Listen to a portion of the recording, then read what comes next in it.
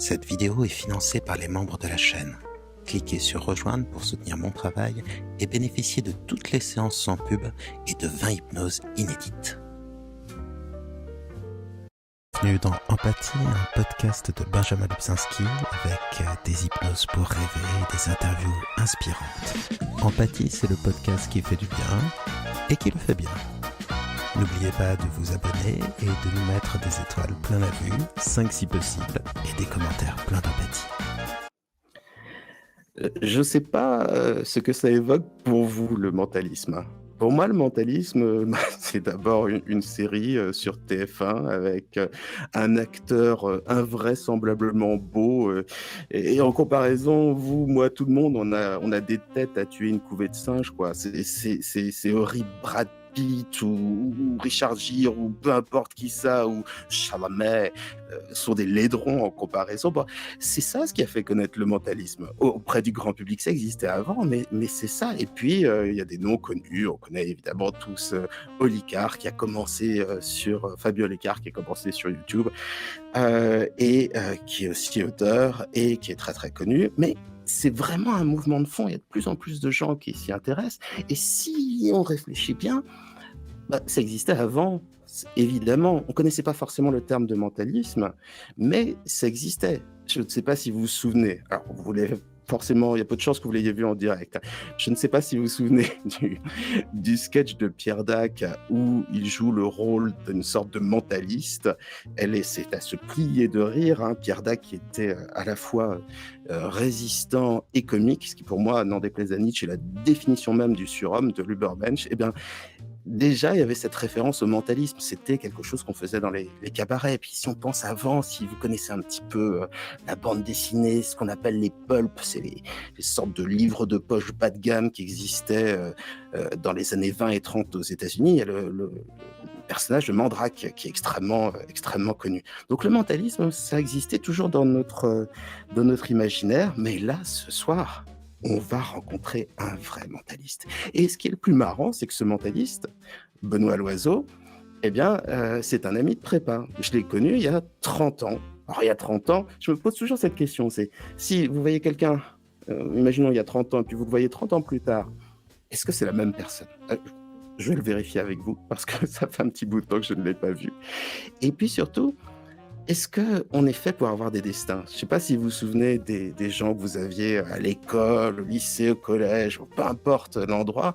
Et certaines personnes vous disaient « Ah ouais, lui, il va être artiste. C'est obligé, il va être comédien, ou lui, il va être médecin, ou elle va être mannequin. » Et puis, des années après, ça ne se passe pas toujours. Mais pour Benoît, moi déjà à l'époque, j'avais mon petit nez qui me disait il va faire quelque chose de ce genre.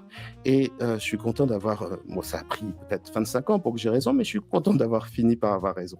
Donc, je suis ravi d'accueillir Benoît Loiseau, mentaliste. Bonsoir Benoît. Bonsoir Benjamin. Donc voilà, ma tête a tué une couvée de singes comme nous tous. C'est vrai qu'en comparaison du mentaliste, la série, on est vraiment tous très moches. On reste tous très humbles. Ouais. Surtout que cette série qui a fait, je crois, une dizaine de saisons, elle donnait une image du mentalisme qui est assez incroyable. C'est-à-dire qu'on avait beau dire que c'était des trucs qui avaient un petit peu d'hypnose. Ce type-là, il arrivait à tout résoudre, il arrivait à manipuler tout le monde, à prendre le contrôle des esprits. Il avait un pouvoir surhumain. Alors, dis-moi, Benoît, c'est une question toute bête, mais c'est quoi le mentalisme ? Alors, c'est pas exactement ce que tu as vu dans la série. Ouais, je m'y attendais. Mais... Et c'est vrai que c'est... Alors, moi, j'ai vachement aimé la série, j'ai trouvé ça vraiment très très bien. Ça a eu le mérite en tout cas de faire découvrir le mentalisme à beaucoup de monde, parce que c'était assez confidentiel jusque vers les années 2000. Donc ça a vraiment contribué à populariser ce que c'était qu'un mentalisme. Après voilà, c'est de la télé, c'est de la fiction, donc ils prêtent aux mentalistes des pouvoirs bien supérieurs à ce que on peut réellement faire quand on est mentaliste, même très très bon mentaliste. Je parle pas de moi, même les plus grands mentalistes d'aujourd'hui, ils pourront pas faire ce qui se passe dans la série. Mais ils ont été conseillés par un excellent mentaliste, donc ça part vraiment de bases qui sont justes, qui sont simplement très exagérés parce que c'est de la télévision, quoi. Voilà.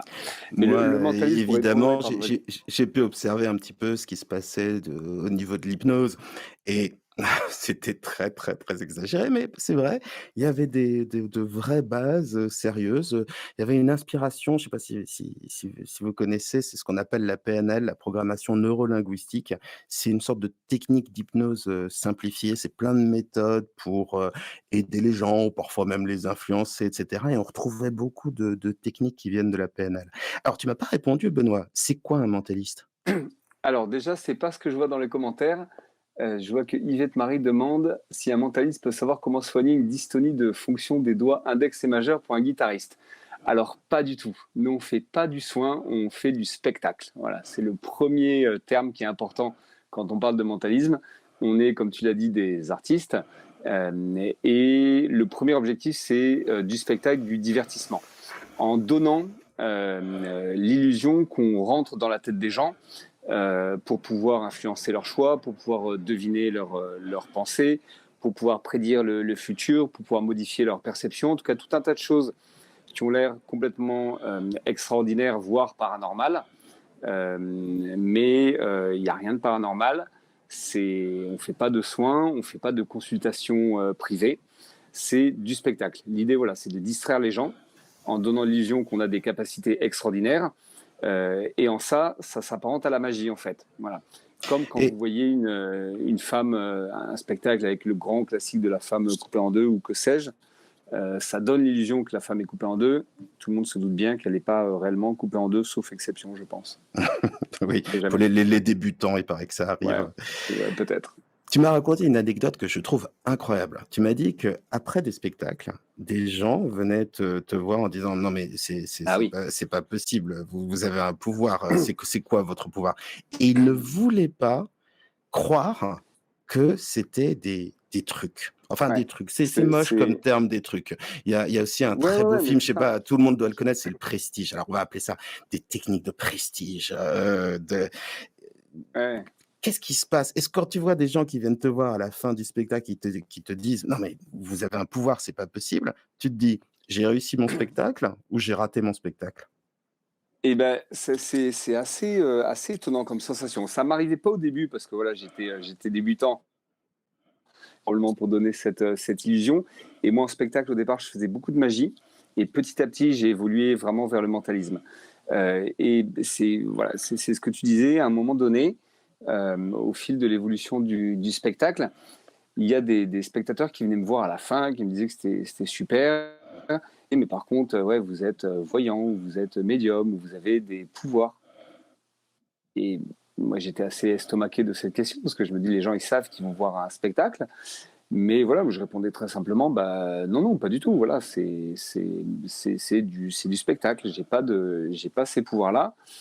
Et très souvent, j'avais Mmh. une réaction qui m'étonnait encore plus que le fait qu'ils puissent penser que j'ai des pouvoirs. À la limite, ça me faisait plutôt plaisir, ça.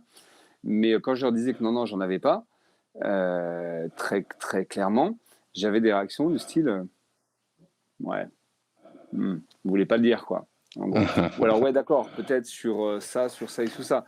Mais par contre, là, sur ça, voilà. Et je sais ce que c'est. Ma sœur est médium, mon frère est passeur d'âme, ou que sais-je. J'ai appris beaucoup de termes à ce moment-là. Et d'ailleurs, Mmh. c'est ce qui m'a donné beaucoup, beaucoup envie de m'intéresser ensuite à tous ces domaines-là. Mais c'était assez déconcertant d'avoir, pas, voilà, encore une fois, pas le fait que les personnes pensent que j'ai des pouvoirs. À la limite, c'est plutôt plaisant. Ça veut dire que le spectacle est bien fait, mais que je ne pouvais pas les convaincre en fait que je n'en avais pas. Voilà. Alors, c'est une minorité de personnes, Mmh. mais le sujet m'a vraiment beaucoup questionné et j'en ai fait le sujet du spectacle finalement. Voilà. C'est-à-dire que la foi est plus forte que l'évidence, que l'expérience, que la preuve, que la parole, du mentaliste. C'est-à-dire quand on y croit, finalement, on croit ce qu'on veut bien voir. C'est Oui, assez c'est ça. impressionnant. Après, voilà, c'est normal. Tout le monde a besoin de croire dans des choses et on a tous 1000 croyances sur beaucoup de choses. Mais oui, dans ces cas-là, effectivement, je pense que c'est des gens qui étaient déjà convaincus, en tout cas, de l'existence, de la véracité que ce soit la voyance, le spiritisme ou autre. et qui ne pouvaient pas croire que là, moi, j'avais utilisé d'autres techniques, en fait. Mmh. Ouais. Tu m'as raconté une histoire assez incroyable. Juste pour, un peu, replacer dans l'histoire, la magie, il faut savoir qu'on a un des pères de la magie qui est français, qui s'appelle Houdin et un petit peu plus tard, c'est lui qui a inventé les 3/4 des trucs, qui existent aujourd'hui. C'était un Voilà, génie de la Robert Houdin. magie et un petit peu plus tard, il y a un monsieur qui s'est dit: «Tiens, bah, je» un américain: «Je vais m'appeler Houdini». Il a rajouté un i à la fin. C'est comme Mesmer qui, par rapport à l'inventeur de l'hypnose, a rajouté un s. Lui, il a rajouté Exactement. un Ouais. i et ce qu'il y a de spécial chez ces deux magiciens, c'est qu'ils ont, lutté contre les imposteurs, les faux voyants, les faux spirites et cetera et c'est une tradition qui se poursuit jusqu'à aujourd'hui, si vous connaissez, feu Gérard Majax, qui est un magicien, lui aussi, s'était, donné comme, défi, de dénoncer les fraudes. Et à cette époque, il y avait un monsieur qui s'appelle Conan Doyle, Sir Conan Doyle, un lord, à qui on doit le plus rationnel des détectives du monde, c'est Sherlock Holmes, évidemment. Et ce monsieur n'était pas du tout rationnel. Il croyait aux faits et il croyait, au spiritisme. Et vraiment, c'était un croyant, pur et dur. Et j'aimerais que tu me racontes simplement cette anecdote extraordinaire entre Houdini et Conan Doyle. C'est Ouais, ouais, ouais. c'est Mais impressionnant effectivement, et tu ça as rejoint ton raison, chez les expérience? magiciens. Ouais, ouais, tout à fait, ouais. Mais tu as complètement raison. Le premier magicien, Robert Houdin, dont tu parlais, il avait même été envoyé à l'époque dans les colonies françaises pour voilà, contrer un peu le pouvoir des sorciers locaux en reproduisant exactement les expériences qu'eux faisaient. Et tu as cette tradition-là qui est allée effectivement jusqu'à Houdini notamment. Et après, Houdini, lui, il aimait bien démasquer, on dirait débunker aujourd'hui, Ouais, les c'est faux médiums. mmh. Il a écrit un bouquin qui s'appelle Un magicien chez les médiums, qui est vraiment très très chouette. Et il était très copain avec Conan Doyle, qui lui, malgré, comme tu disais, son personnage principal très rationnel, très cartésien, était lui très, très croyant dans cet ésotérisme-là, dans les médiums, etc. etc. Et Houdini pardon, Conan Doyle étaient très copains et ils sont fâchés pour cette raison-là, en fait. C'est-à-dire que à la fin de leurs années de discussion, ça s'est terminé. Pardon, Conan Doyle a dit à Houdini, de toute façon, t'es médium et tu veux pas le dire. Voilà. C'est excellent, hein. Qu'est-ce que tu veux répondre à ça quand t'es bloqué? Rien, rien, Rien. rien, rien, Voilà. c'est on ne peut rien contre la Ouais. foi. Là, si la foi déplace les montagnes, bah, c'est pas la rationalité qui peut l'emporter, ça, il y a pas de doute. Hem, j'ai une question, je vais te poser une question vache si tu permets, Benoît, je vais trouver comme excuse le fait que je te connaisse. Bien sûr. Maintenant, on peut trouver tout, mais tous les trucs et astuces des magiciens et des mentalistes sur le net et aussi en librairie. À une époque, les trucs et astuces de magiciens ou de mentalistes, ça se vendait ou ça s'apprenait de dans une relation de maître à disciple et cetera. Donc ma question, c'est Benoît, dans un monde où tout le monde peut trouver les secrets du mentalisme, comment fais-tu pour redonner de la magie, du prestige? Comment as-tu fait dans ton spectacle, dans ta manière de faire du mentalisme pour, qu'il y ait le côté: «Waouh! Waouh! Je comprends pas». Ouais, ouais. Alors oui, effectivement, ça c'est une grosse, grosse mode et tu as des chaînes entières qui sont consacrées voilà, aux explications de tours de magie, qui a donné des grosses émissions françaises ou américaines notamment. C'est un gros, gros sujet de discussion chez les magiciens et chez les mentalistes, ça. Mmh. Il y en a que ça agace profondément, que ça énerve beaucoup, beaucoup, qui trouvent que c'est pas correct parce qu'a priori, un de nos fonds de commerce, c'est quand même le secret. Il y a un culte du Mmh. secret qui est assez fort chez les magiciens et les mentalistes. C'est un Et il fonds y de en a commerce et puis c'est d'autres. aussi un peu la clé de l'émerveillement, donc c'est aussi l'intérêt du public un petit peu cette ignorance. Ouais, ouais, ouais, ouais, mais moi je suis un peu d'une autre école où je me dis en fait on voit depuis des années qu'il y a des choses qui sont voilà qui sont des explications qui sont mises sur le web. En fait, ça change pas grand-chose finalement quoi. D'une, s'il y a des choses qui sont vraiment exposées à une échelle très très large, ben écoute, ça va nous obliger à un peu modifier ce qu'on fait. Pourquoi pas, ça nous pousse un petit peu. Et honnêtement, c'est de toute façon une minorité de gens qui va aller rechercher réellement les infos et tu en as beaucoup qui vont oublier 6 mois, 1 an après. Et tu as un truc même encore qui est génial, mais ça se fait même dans certains tours de magie. Il y a un tour de magie avec des cartes qui est vraiment très chouette, où tu expliques comment empalmer une carte, c'est-à-dire comment cacher une carte dans la paume de ta main sans que ça se voit. Donc tu l'expliques ouvertement, et ensuite tu vas utiliser cette technique plein de fois dans le tour sans que les personnes s'en rendent compte, parce que tu utilises d'une autre manière à des moments auxquels ils ne s'attendent pas. Donc en fait, tu vois, le fait que les personnes comprennent la technique va pas nécessairement avoir un effet négatif sur un spectacle qu'ils vont voir, en fait. Non. Donc moi, c'est pas quelque chose qui t'embête, ouais.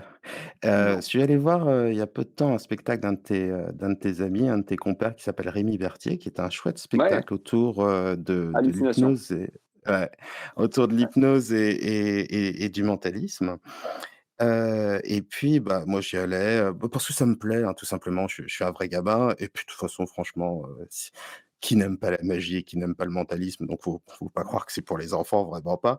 Et puis, j'y allais aussi avec un petit coup d'œil professionnel en me disant, je fais de l'hypnose, moi, donc je vais regarder ce qui marche pas, ce qui est vrai, ce qui est vrai.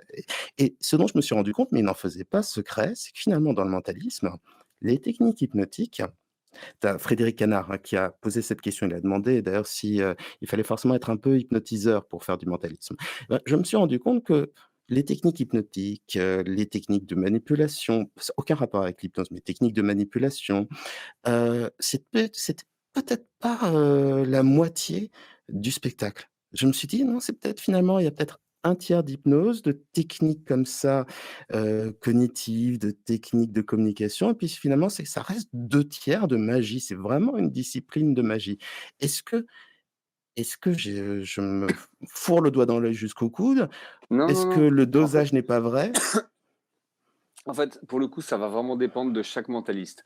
On a chacun notre manière de travailler, chacun notre manière de concevoir les effets qu'on va vouloir proposer aux spectateurs, et on a chacun des techniques qu'on préfère. Dans tous les cas, ça va être un mélange de psychologie et de magie. Après, le sort, il va varier en fonction des types de tours ou des types d'effets. Souvent, d'ailleurs, pour un même résultat, tu vas avoir plusieurs techniques qui vont être mélangées. Tu vas avoir peut-être un peu de trucage, un peu d'astuce, de la psychologie, du décalage, ce qui permet de perdre les gens. C'est-à-dire qu'on utilise peut-être pour un seul effet plusieurs techniques. Il va y avoir des astuces, du trucage, de la psychologie, du décalage. Ça permet de perdre les gens quant à la raison. Souvent, dans un tour, le spectateur pense qu'il y a une explication unique, alors que souvent, c'est un mélange de plusieurs techniques qui vont permettre de créer cet effet de sixième sens ou que sais-je. Et ce curseur-là, il varie en fonction des effets, c'est-à-dire il peut y avoir des effets purement psychologiques, il peut y avoir des effets purement magiques, et il y a des effets qui vont mêler les deux. Donc ça, chaque mentaliste a de toute façon sa préférence, et selon les effets, il va aussi ajuster ça. Et sur l'hypnose, alors c'est vrai qu'il y a beaucoup de mentalistes qui utilisent l'hypnose, pas tous. Donc c'est pas nécessairement une obligation dans un spectacle de mentalisme d'avoir de l'hypnose, pas du tout. Mais ouais, c'est vrai que souvent on aime bien ça aussi. Ouais. Il y a des petits ponts quand même. Et l'impression que j'ai eue, c'est que quand on est mentaliste, il faut savoir perdre. C'est-à-dire que si quelque chose ne marche pas, il faut avoir une solution derrière. Et puis si ça ne marche pas, avoir encore une autre solution et avoir encore une autre solution. Parce que, soyons clairs, par exemple, que ce soit l'hypnose, toi, en général, tu ne sélectionnes pas les gens qui sont les plus sensibles à l'hypnose dans un spectacle. C'est ce que tu m'as dit. J'ai pas le temps, ouais. T'as pas le temps, tu essaies oui, bah, il faut parce que c'est pas très fun, ça plombe un peu l'ambiance, bon, c'est ce que je Oui. comprends. Dans un spectacle purement d'hypnose, c'est normal, ça se fait, mais un spectacle de mentaliste, t'as pas le temps, ouais. Et j'ai complètement perdu le fil parce que j'étais Ouais, en train de non, je t'en prie, je tenais un truc super peut-être que je intéressant. me trompe, tu disais quoi? Peut-être que je Ouais, me c'était trompe, l'art mais des l'hypnose, c'était toi, tu là, peux ça y est, j'ai retrouvé, l'art oui, d'échouer. le fait de perdre. Ouais. Ben oui, pardon. Ben, ça, le fait d'échouer, c'est un truc que tu dois accepter dès que tu fais du spectacle vivant. De toute façon, dès que tu es sur scène, tu peux en théâtre avoir un trou de mémoire ou rater une réplique. En musique, tu peux te planter sur certaines notes. En mentalisme ou en magie, c'est pareil. Alors, plus tu as de la bouteille, plus tu as de l'expérience, moins tu vas te planter, mais tu vas de toute façon toujours te planter. Tu peux aussi avoir quelque chose qui ne marche pas à tous les coups et effectivement avoir un plan B qui te permet de rattraper parce que les gens ils viennent voir un spectacle, il faut que ça marche. Voilà. Si tu as 10% des expériences qui fonctionnent, voilà, le spectateur, il n'est pas ravi quand il part. Donc, effectivement, parfois, ça nous arrive d'avoir peut-être un effet sur lequel on va se baser sur quelque chose de psychologique, et si ça ne fonctionne pas, eh ben, on va bifurquer vers notre plan B, tu vois. Voilà. Tu dirais que c'est combien de pourcents de techniques psychologiques et d'hypnose et combien de pourcents de magie plus classique? Aucune idée. C'est vraiment, ça dépend tellement de. On est très très différents selon les mentalistes. Hein. Pour toi, Benoît, toi, tu t'es fait Pour moi, quel mélange? écoute, je dirais 30% psychologique, 30% astuce, 30% magie et un peu d'hypnose. Voilà, 30-30-30-10, tu vois. D'accord, c'est On est pas à peu mal. près à quelque chose comme ça, à la grosse Euh, louche. Ouais. Frédéric Canard, qui pose toujours de bonnes questions, Ouais. pose cette question: comment choisit-on les gens qui viennent sur scène? Ah, Comment toi, tu quelle choisis? bonne question. Ouais, quelle très très bonne question. Tu aimerais avoir la Alors, réponse, c'est ça? ouais, ouais, j'aimerais bien avoir la réponse parfaite. Malheureusement, il n'y en a pas. Mais alors, déjà, mon spectacle, il est construit d'une manière assez logique. C'est-à-dire qu'au départ, moi, je commence par un effet collectif où je vais faire lever tout le monde. Je vais poser des questions auxquelles les gens vont répondre uniquement dans leur tête et ils vont s'asseoir en fonction de leurs réponses d'une manière assez surprenante, en fait. Mhm, Donc, tu as un premier effet de mentalisme très tôt dans le spectacle qui est très facile parce que pour les gens, je ne les fais pas venir sur scène. Ils ont juste à rester à leur place et à se lever. Donc, pour eux, c'est très facile de s'impliquer dans le spectacle. Ça va les étonner, ça va les amuser, ce qui se passe au cours de cet effet qui dure quelques minutes, qui n'est pas très long. Mais cet effet me permet en fait, d'avoir la confiance des spectateurs. C'est-à-dire, ils vont se mhm. rendre compte pendant cet effet auquel ils ont tous participé que ça va être cool, qu'on va s'amuser, que ça va être bienveillant, que je ne vais pas partir sur des choses qui vont les mettre mal à l'aise. Et j'essaie de leur donner envie de coopérer avec moi. Oui, dis-moi, Tu vois, oui, parce que dans ce premier Benoît, effet. aussi, dans ce premier effet, c'est la confiance en ton pouvoir. Même s'ils savent que c'est de la fiction, que tu n'as pas un réel pouvoir magique, il y a de ça, non? Alors, oui, mais c'est même pas vraiment ça le premier truc, c'est vraiment juste qu'ils aient confiance Juste l'ambiance, en, presque. ouais, dans l'ambiance, exactement. Moi, c'est vraiment ça l'objectif de cet effet. C'est effectivement qu'ils aient quelque chose assez vite à manger, on va dire, qu'ils disent ah ouais tiens c'est étonnant, Mhm, voilà c'est très bien. Mais plus encore, c'est vraiment la confiance en moi parce qu'après ça, je fais venir au moins une quinzaine de personnes sur scène, soit seules, soit 2, 3, 4 personnes. Et sur scène, j'ai besoin que la personne soit cool, se sente bien.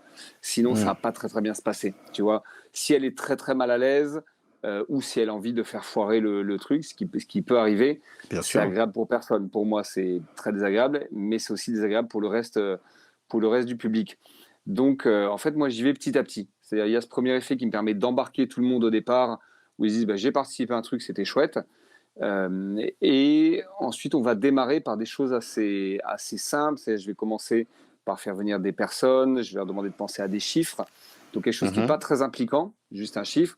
Je vais trouver, on va faire un effet autour du langage corporel, voilà, où moi je vais deviner à quel chiffre ils pensent. Et plus mhm. le spectacle va avancer, plus on va partir sur des expériences complexes et intimes.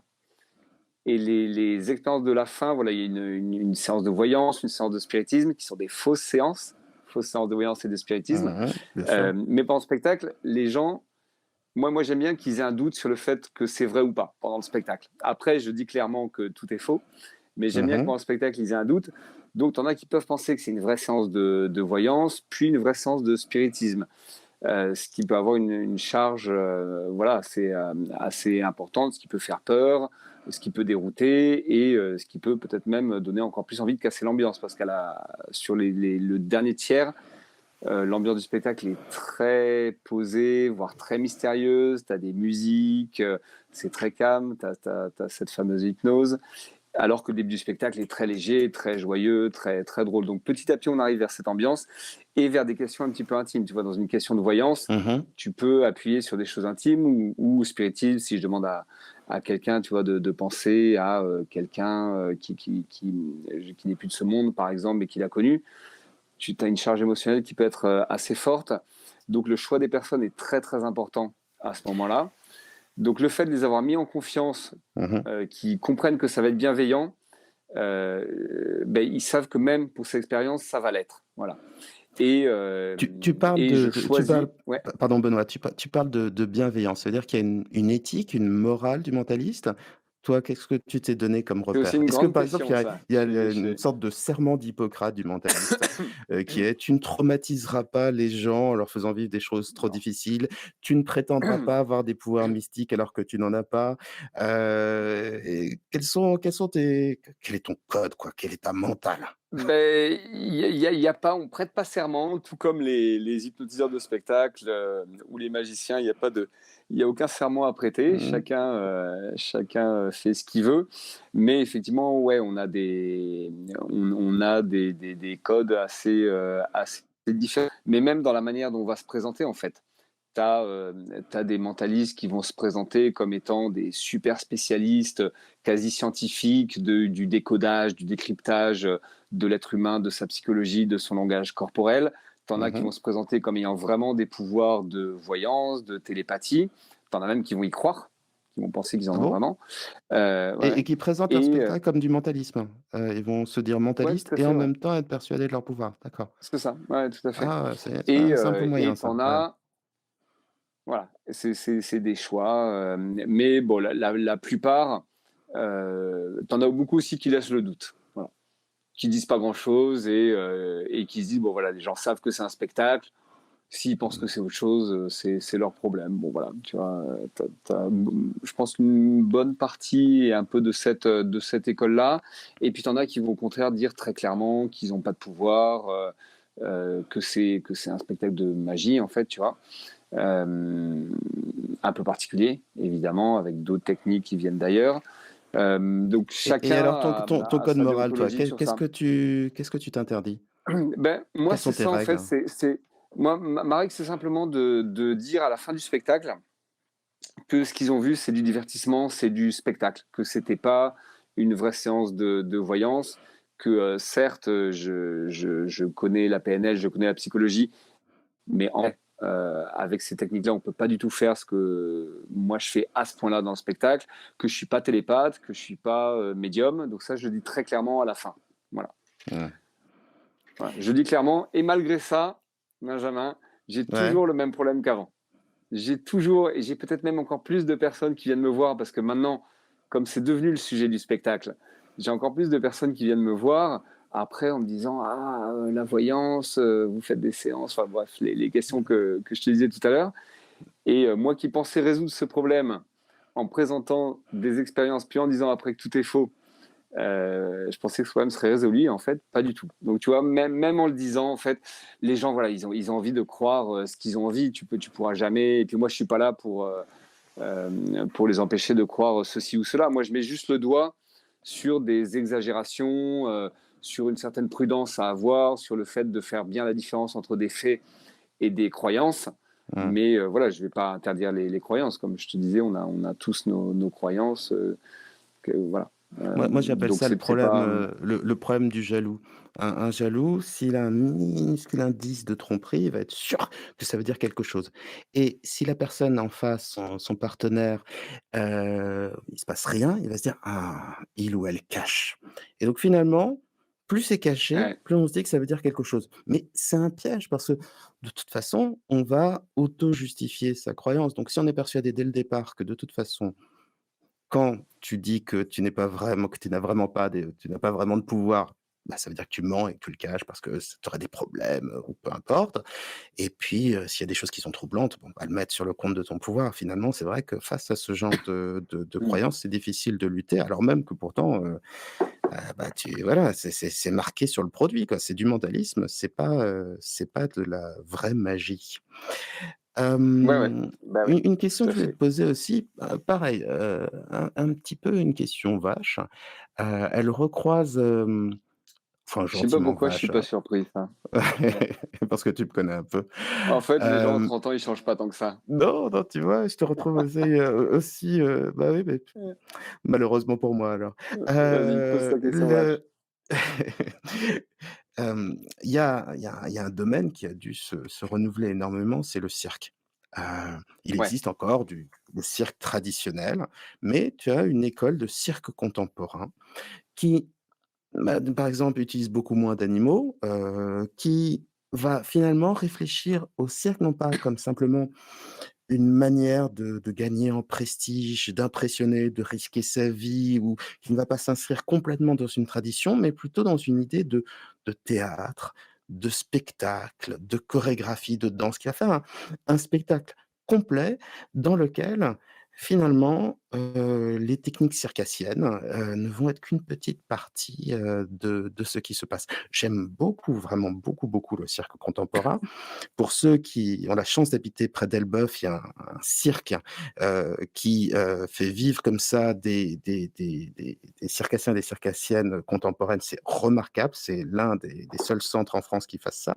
Bon bref, je parle trop longtemps, mais c'est juste pour te dire que finalement le cirque a dû, se renouveler. Toi, de Mmh quelle mh. manière as-tu relevé ce défi de renouveler une pratique qui est ancienne, qui existait déjà dans voilà, qui existait déjà dans le cabaret, qui a certainement de toute façon qui a toujours existé, hein, tu vois? Quand Ouais, ouais. les guérisseurs, c'est pas bon, on va dire que c'est peut-être pas toujours vrai.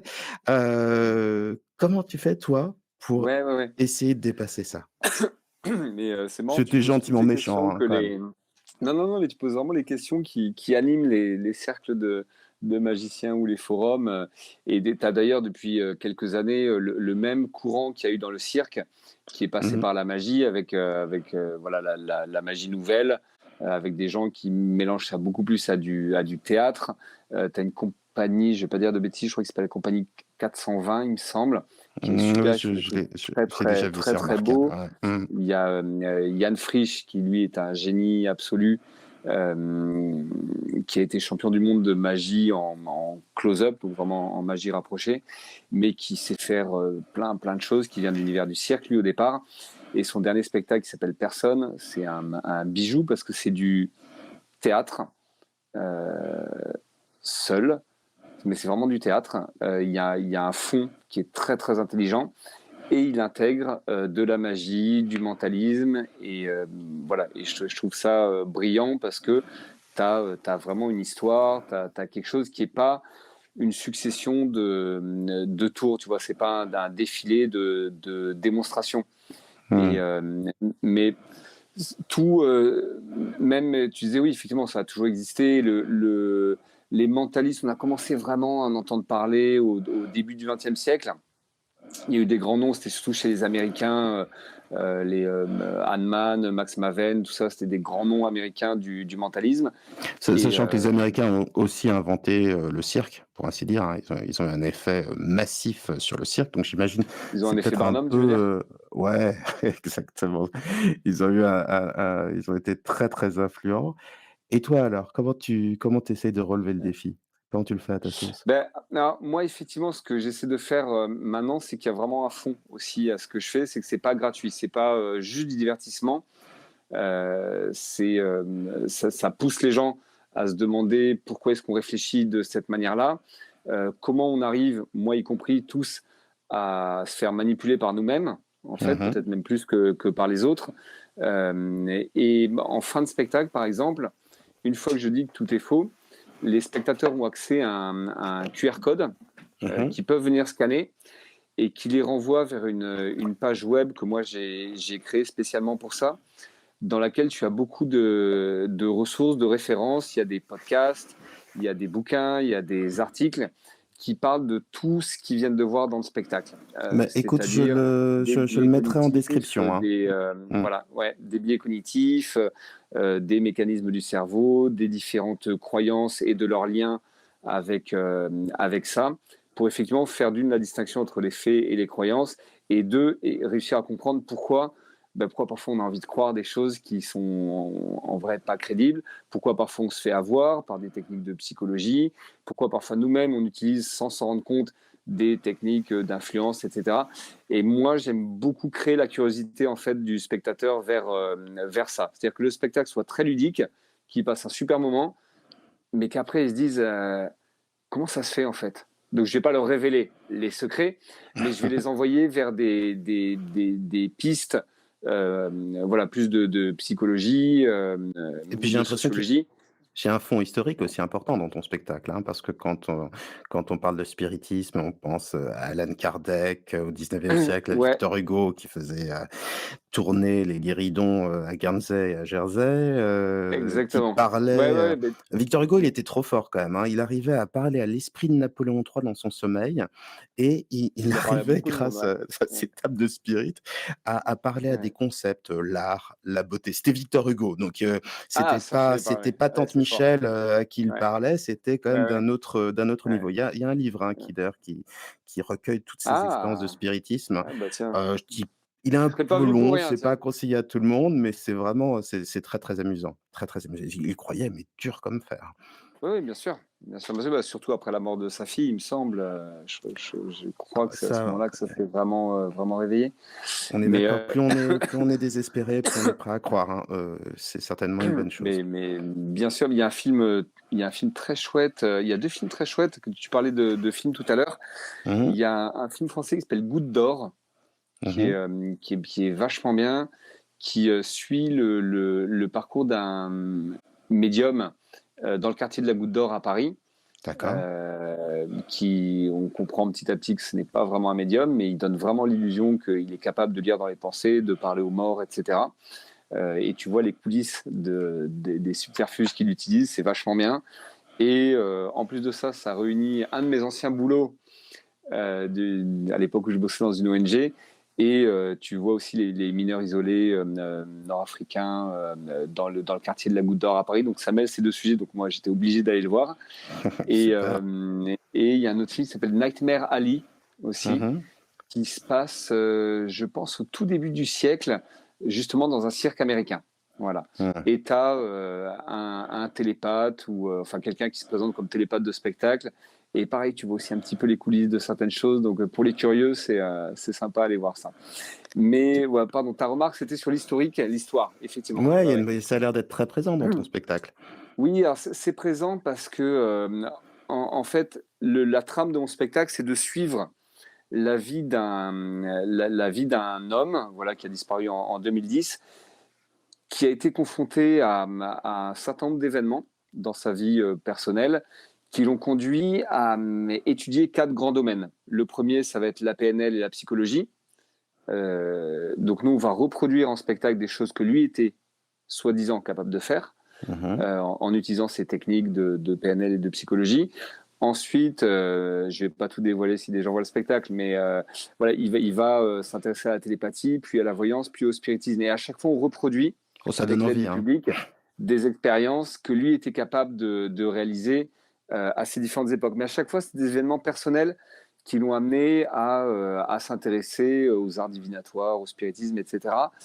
Et en fait, ça reprend par ordre chronologique inverse 4 grands domaines qui ont influencé le mentalisme contemporain. Voilà. Donc tout le spiritisme du 19e siècle, nous on utilise des techniques que beaucoup de faux médiums utilisaient à cette époque-là, que ce soit du Mmh. trucage ou des techniques psychologiques. Euh, la voyance évidemment, en tout cas les arts divinatoires de manière générale, la télépathie et tout ce qui est aujourd'hui voilà, PNL, développement personnel, etc. Que je pousse moi de manière très très exagérée dans le spectacle. En tout cas, je mets le Mmh. doigt sur les exagérations pardon, de tout ça. Et en fait, on suit voilà, dans l'ordre historique, chronologique inverse, 4 grands domaines qui ont influencé le mentalisme d'aujourd'hui. Je parle beaucoup là. Non, non, c'est très bien, je bois tes paroles, et bah, c'est le début de l'hypnose, hein, donc ça marche sur moi, en tout cas. J'ai une question à te poser. Tu as fait, donc une prépa, tu étais avec moi en prépa, ensuite tu as fait Ouais. l'ESSEC, c'est une école de commerce. Qu'est-ce qui fait que tu as pas réussi à faire un boulot normal? Je sais pas, travailler dans la On dirait que c'est un communication, échec. la finance ou qu'est-ce qui fait que tu te retrouves, comme moi finalement à faire un boulot de saltimbanque? J'exagère, Ouais. hein, Qu'est-ce qui mais fait je que me tu as pas mettais dans réussi? la Ta question, critique. elle est présentée comme un échec, ce n'est pas vraiment, hein, Ça votre n'est pas objectif je vivant. c'est Non, non, non, justement je pour que tu me plaisante. dises le contraire. Ben ouais, non, évidemment que non, mais non, mais moi déjà, j'étais assez intéressé étudiant. Tu vois, je faisais beaucoup de musique, je faisais beaucoup de théâtre, donc j'aimais vraiment le spectacle Mmh. vivant. Ça occupait, enfin, les domaines artistiques et le spectacle vivant occupaient vraiment une place très, très, très, très forte. Euh, je pense que j'avais pas pardon, les talents au départ. J'ai essayé, hein, j'ai postulé pour des écoles de théâtre à un moment. Ça n'a pas pris. Donc je pense que j'avais pas à l'époque le talent ni musicien ni de théâtre pour me lancer là-dedans. Et puis, ben voilà, tu sais ce que c'est, hein, quand tu as fait des études, tu es tenté de suivre comme tout le monde la voie classique, Mmh. la voie que j'ai empruntée au départ. Et après, ouais, je suis parti dans d'autres directions. Bah, j'ai bossé dans je dirigeais une ONG et c'était déjà un grand pas d'écart Qui par rapport à ce s'occupait que des font. jeunes migrants, Ouais, c'est donc ça, notamment de qui Roumanie. s'occupait exactement, des mineurs isolés étrangers en région parisienne. À l'époque, c'était beaucoup des petits Roumains, effectivement. Mais bon, tu vois, j'ai utilisé beaucoup de compétences. Quand tu diriges une ONG, tu diriges une équipe, tu as des bilans financiers à produire. Voilà, tu as beaucoup de choses en fait qu'on apprend finalement dans notre école qui est assez généraliste, qui peut nous être utile, hein, la communication. Enfin, j'ai pas jeté du tout ce que j'avais appris dans cette école, même si j'ai pas trouvé un intérêt percutant sur tout. Sinon, Je voilà, je suis serais d'accord. effectivement en finance où je ferais du marketing dans une grosse boîte. Mais j'avais toujours cette idée en tête et puis je continuais, voilà, je continuais à jouer de la musique. Et puis j'aimais bien essayer des choses artistiques. Je m'étais mis au jonglage.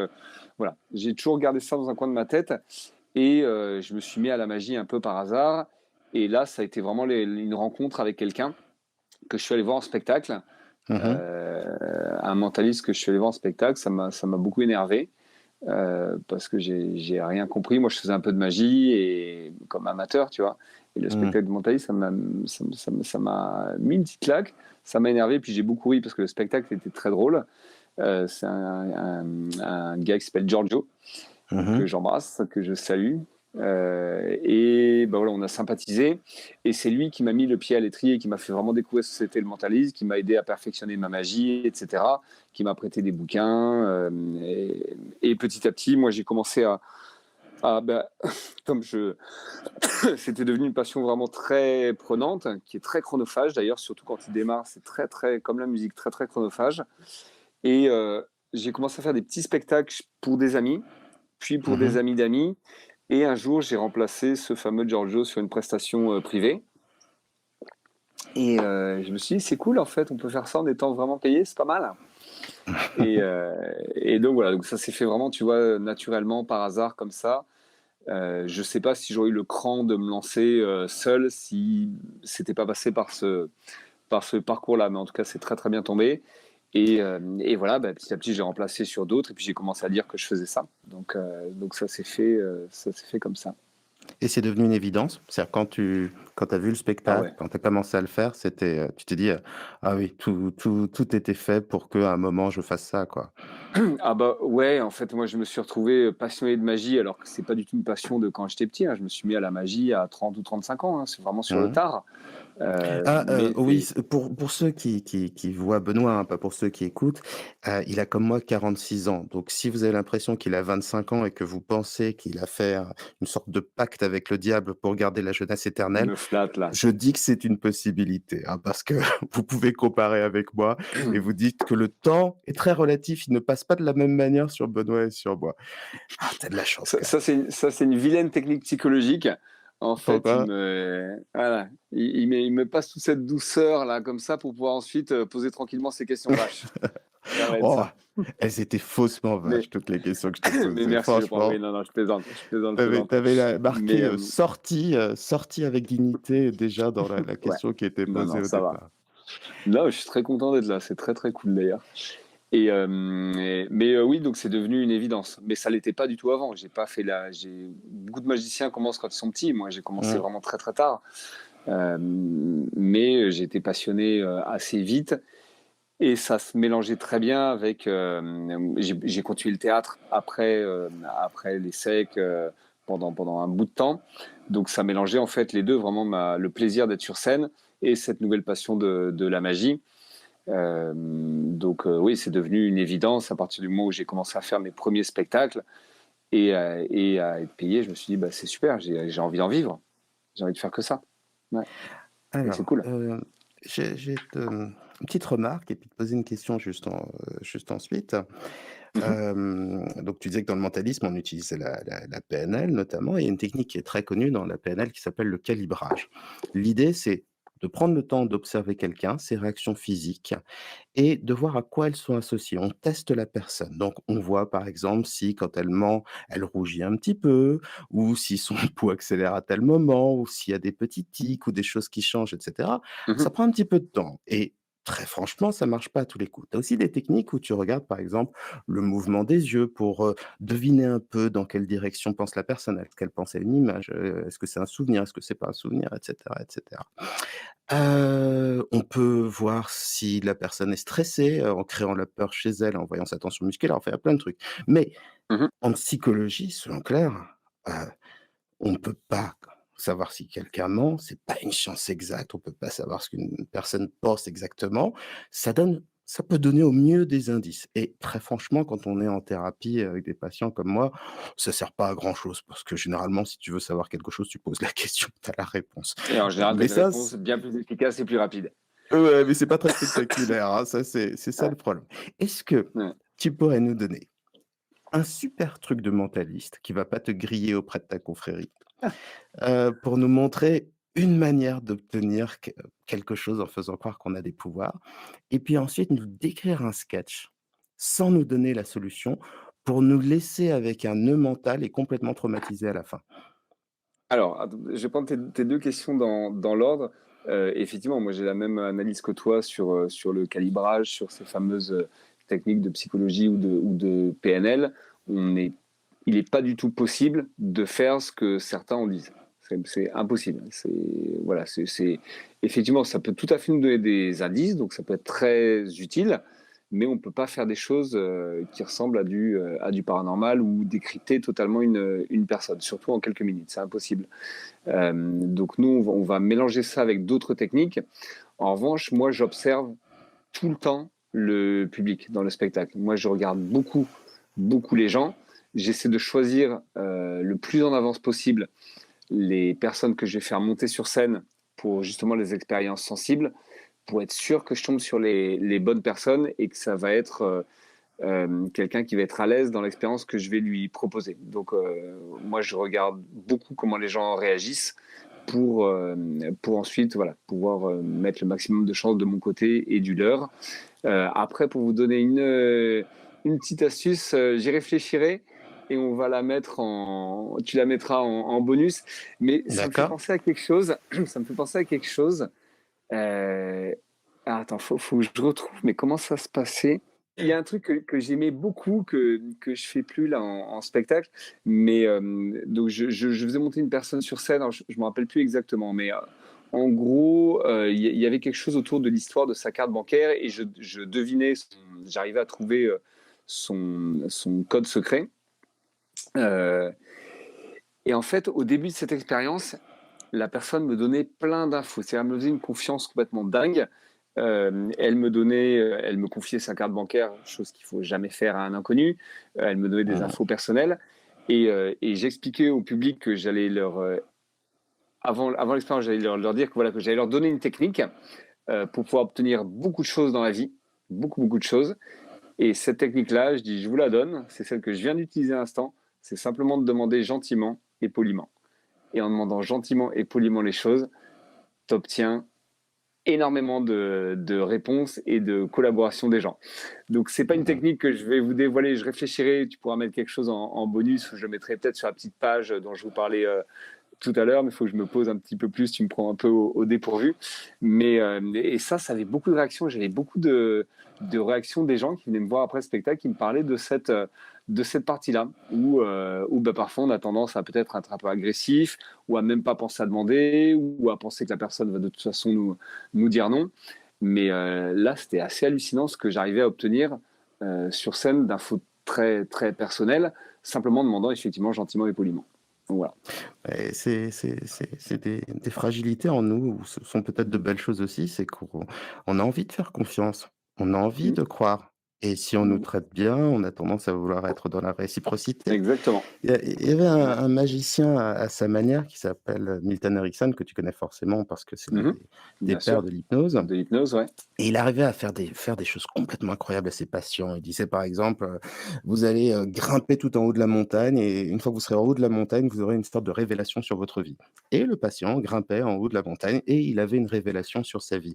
Et les autres psys qui osaient à peine demander des choses à leurs patients, qui osaient à Mmh. peine les influencer, étaient un peu impressionnés. On l'a appelé le magicien à l'époque. Et quand on lui a demandé comment il arrivait à faire tout ça, il a dit: «Because I mean it». Simplement parce que Mmh. je l'entends vraiment, parce que j'ai de la Mmh. conviction. Toi, tu parles de gentillesse, mais Mmh. l'autorité et la conviction, ça peut aussi très, très bien marcher. Et c'est pour ça que c'est bien dans la vie de se donner comment dire? Des règles, je crois. Par Mmh. exemple, ne jamais donner d'argent à un inconnu, ne jamais donner sa carte bleue à Mmh. quelqu'un, Mmh. je sais pas, tu vois? Des trucs comme ça qui Ouais. doivent rester des règles sacro-saintes parce que finalement on a toujours une faiblesse, on peut toujours se faire avoir, mais si on a ces règles, là au moins, on est protégé. Mmh mh. Et puis, bon, enfin, on peut peut-être échapper, aux arnaqueurs qu'on rencontrera Ouais, ouais, forcément ouais. toujours à un moment dans Mmh mh. notre vie. Et je rebondis Heu, sur ce que tu disais aussi, mmh, mais effectivement, il y a autre chose qui est importante dans la gestion des spectateurs, que je fais monter sur scène, c'est effectivement, j'ai besoin, alors le mot, ça va pas être un contrôle, mais j'ai besoin qu'ils adhèrent à ce que je leur demande. Voilà, et qu'ils coopèrent parce que sur scène, il faut que ce soit moi qui contrôle le spectacle. Sinon, ça peut partir dans tous les sens. Tu vois, c'est un spectateur qui a un peu grande gueule, qui a envie de faire le show. Donc, tu as effectivement aussi une question d'autorité là-dedans à instaurer au-delà de la gentillesse, au-delà de la bienveillance, qui fait que le spectateur va pas ni marcher sur tes plates-bandes, ni donner une mauvaise ambiance au spectacle. Donc, ce qu'on appelle la gestion des spectateurs est très, très importante, mais d'avoir cette espèce d'autorité naturelle qui va pas du tout être agressive, ni rien du tout. Mais effectivement, tu as besoin d'y croire toi. Voilà. ouais, c'est Enfin, moi, super. moi j'ai besoin d'y croire moi et d'être sûr de ce que je fais. Et c'est ça qui est compliqué. Moi, quand j'étais débutant, j'avais la plus grosse difficulté, c'était pas tellement les tours ou les effets en eux-mêmes, c'était vraiment la gestion des gens. Voilà. Et je Il y pense a que une j'étais pas assez convaincu. Ouais. très belle question qui était posée dans le chat, c'est, Ouais. tu te vois où dans 10 ans, dans 20 ans? C'est-à-dire que maintenant que tu vis de ton métier de Ouais. rêve, c'est quoi ton but ultime? Qu'est-ce que tu as envie de faire? Est-ce que tu as envie, je sais Bah, pas, de faire, un spectacle en ayant, des effets spéciaux de dingue, un metteur en scène, de la chorégraphie, une musique spécifique? C'est quoi ton rêve dans, je sais pas, dans 10 ans, dans 15 ans? tu vois, moi, ça fait une douzaine d'années que j'ai commencé la magie puis le mentalisme. Ça fait seulement à peine 5 ans que je fais que ça, que c'est Mmh. mon boulot. Et il y a déjà beaucoup de choses qui ont changé en 5 ans. Le spectacle que je propose, donc moi je fais que des spectacles dans des événements privés. Et Mmh. le spectacle que je propose, il a beaucoup, beaucoup changé cette année, particulièrement, parce que justement, j'ai mis du fond. Il y a une vraie histoire, un storytelling, comme on dirait maintenant, Mmh. pour se la péter un peu. Donc voilà, non, il y a une Ouais, vraie vas-y, histoire. n'hésite pas. Il y a, voilà, il y a vraiment du fond. Je donne aussi de la curiosité aux gens d'aller se renseigner sur des sujets. Et ça, je suis très, très content. Il est toujours en train d'être peaufiné, ce spectacle-là. Il évolue tout le temps. Donc moi, je sais que j'ai beaucoup de boulot sur ça. Je suis jamais content à 100% de ce que j'ai fait. Donc voilà, il y a toujours du travail de perfectionnement, de modeler un petit peu les choses. Et après, on verra. Tu vois, Donc vraiment, en je fait, sais pas t'as du pas un tout. but, ton J'ai aucun spectacle plan. évolue avec Non. toi-même. Sauf que tu as cette Ouais, exactement. exigence et ce plaisir. Ouais, ouais, je pense que je suis assez exigeant. En tout cas, moi, je suis rarement content de ce que je fais. Ça arrive parfois, mais c'est assez rare. Mmh. Et je sais, voilà, que le spectacle, il peut toujours, de toute façon, gagner en qualité, que ce soit sur la forme ou sur le fond.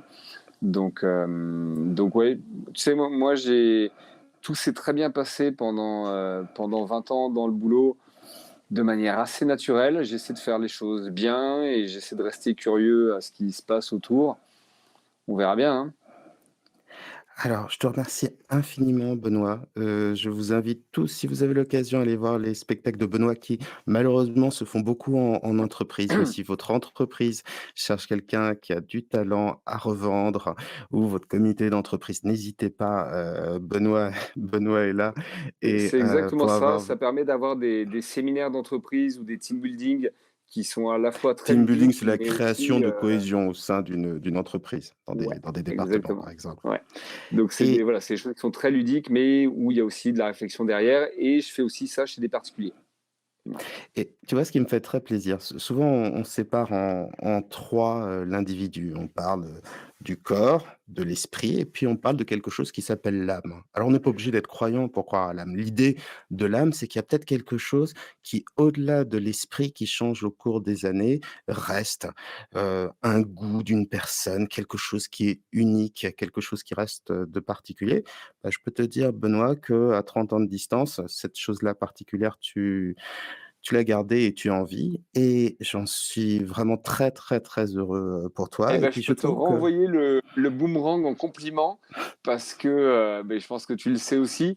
Ouais, on est très nombreux à pas être du tout surpris que toi aussi, tu aies pris une voie parallèle et cette voie en particulier, en tout cas avec un côté psychologique important. Ouais, oui, c'est voilà. oui, Donc, il y avait pas trop c'est pas de totalement une surprise.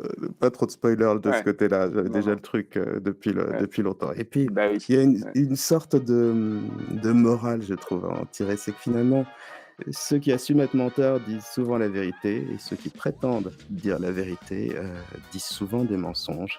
Et puis parfois on croit dire la vérité et on dit des mensonges et parfois on croit dire des mensonges et on dit la vérité. Le tout, c'est de le savoir, c'est de ne pas être dupe et je crois que le mentalisme permet, d'éveiller, la curiosité, des esprits et donne envie, d'aller, plus loin pour sonder nos esprits, nos âmes, nos failles et je te remercie Benoît, d'avoir partagé avec Mhm. autant de générosité, l'amour de Bah, ton métier, avec sans nous révéler grand aucun plaisir. truc, hein, franchement. Bah non, c'est moche, hein. C'est Ouais, c'est moche. moche, mais je Et me tiens, devais quand même de poser la question.